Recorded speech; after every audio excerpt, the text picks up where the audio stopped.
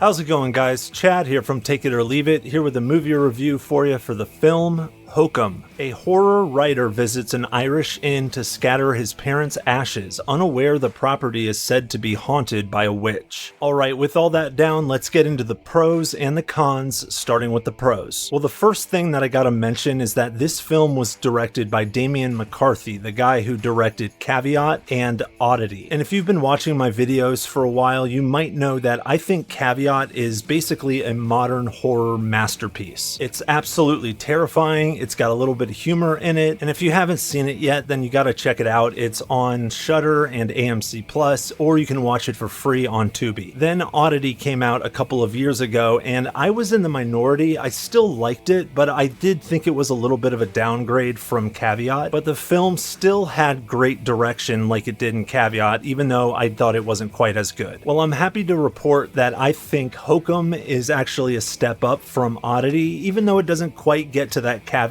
level, but I mean, it's gonna be really hard for any movie to. I think that highly of Caveat. And so much of what works with Hokum is still that Damian McCarthy direction. Under McCarthy's watch, the film has incredible production design and sound design. Everything on set feels authentic, it feels lived in. The attention to detail when it comes to the texture of the set is to be seriously applauded, because it really does look like if you were to walk in front of the camera and touch the set, you would get some kind of dust or grime or substance on your hand, and we as the viewers, we definitely feel that through the viewing experience. This is one of those movies where I feel like I can tell you what that room would smell like because of the texture and what these grungy, grimy surfaces are covered with. But from an audible perspective, I also have to applaud the sound design, because there are tactile sounds heard throughout this entire film. We can hear every floorboard being stepped on, and then the resulting tension on the other floorboards that are next to it, every object that's picked up and then put back down, the creaking of every door that's opened, and it adds to that texture I was talking about. It adds to that sensory experience and that resulting immersion. But when you add in strong cinematography, the result of all of these ingredients equals great atmosphere, which is a common thing in McCarthy's films. And Hokum is no different. It is full of rich atmosphere. But I'd be hard-pressed not to mention some of the well-placed and well-timed jump scares. Again, another common thing in McCarthy's films, and I don't know how he does it, but he continues to surprise me. Every time I think I'm ready for a jump scare, it either doesn't come or it's slightly delayed and then catches me off guard. You'd think after years of watching horror films and watching his third film, you would think I would know by now what to expect and to be able to predict whenever a jump scare was on its way, and still somehow he's just that good at wielding the jump scare. So hats off to Damian McCarthy, because as far as I'm concerned, he's 3 for 3, and that means that whenever he comes out with a movie from now on, I'm automatically excited. That all being said, interestingly enough, I'm not gonna give him the MVP award for this film. In my opinion, Adam Scott is the MVP of this movie. And the reason for that is this film is a much more touching and character-focused film than McCarthy's previous work. And while I do applaud McCarthy for going for that, I really think it's Adam Scott who is responsible for the success of this character's arc. And I'll touch on the writing a little bit more in the cons, but I'll just say that Adam Scott gives an incredible performance as a huge loner dickhead for most of this movie, but it wasn't until a scene at the very end of the film where Adam Scott's character has a breakdown, and it finally dawned on me that this guy is broken and he is haunted by his past. And I just found Adam Scott's performance in this isolated scene to be so impactful, because it basically wrote in the rest of the arc that we went throughout the film that I didn't notice as much because because of the writing. Like all of a sudden, because of this isolated scene, I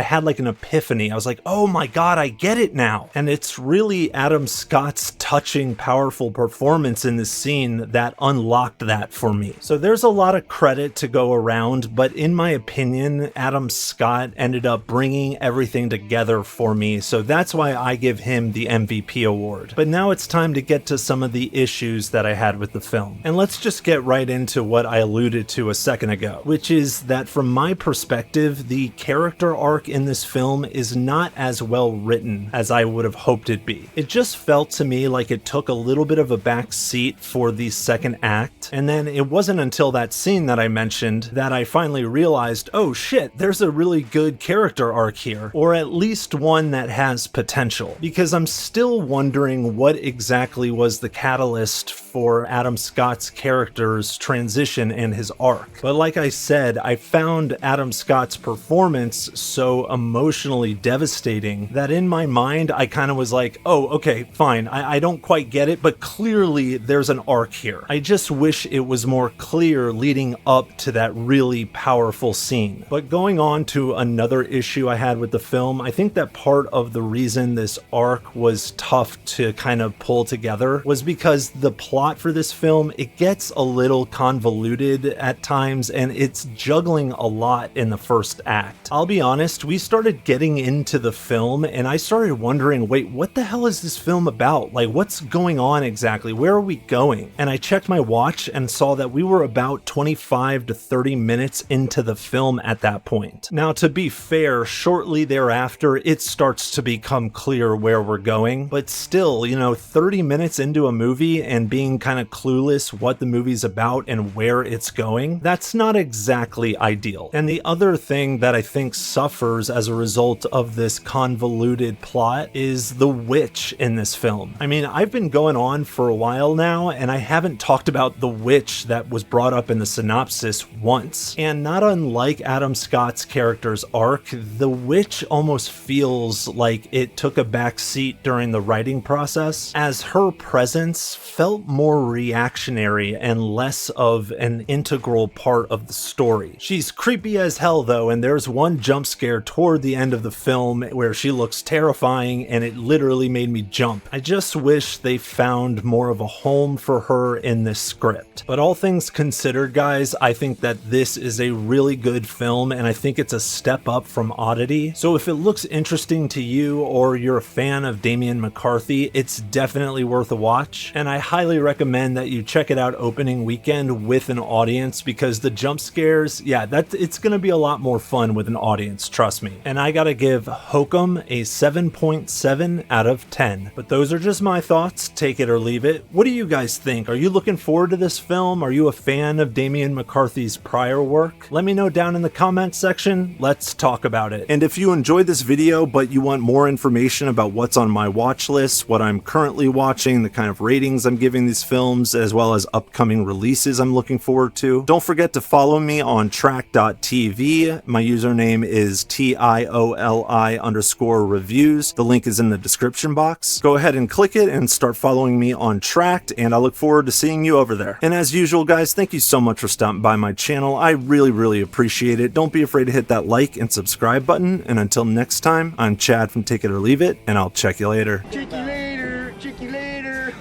Hey, man, get off my case. Oh, man. Chicks don't want to hear that shit.